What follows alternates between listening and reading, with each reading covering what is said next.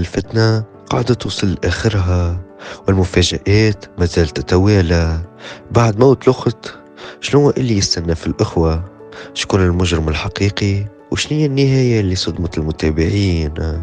قبل بداية الفيديو يا ريت تشتركوا في القناة، تضعون لايك، تفعلوا جرس التنبيهات ليصلكم كل فيديوهات الأول بأول. خلوكم مع الفيديو، مشاهدة ممتعة للجميع. بعد موت الأخت، الأخوة يلقوا وثيقة سرية تخلي كل شيء يتبدل. الوثيقة هذه تثبت اللي أبوهم كان يخفي عليهم ممتلكات كبيرة، واللي باش يدخلهم في صراع جديد بتاع فلوس وسلطة.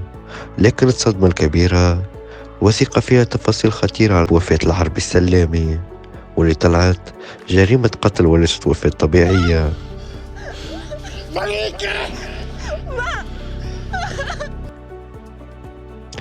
الأخوة يبدأوا يشكوا في بعضهم، شكون اللي قتل الباب، شكون اللي عنده مصلحة أنه يخفي الحقيقة.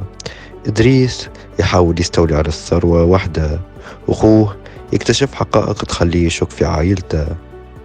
في آخر حلقة ينكشف السر الكبير، الأخت اللي ماتت كانت عندها تسجيلات صوتية تثبت أنه القاتل هو إدريس، اللي كان يخطط للسيطرة على كل شيء. لكن النهاية الحقيقية كانت مفاجأة، إدريس نفسه يتعرض للخيانة من أقرب الناس ليه، ويكون مصيره مأساوي.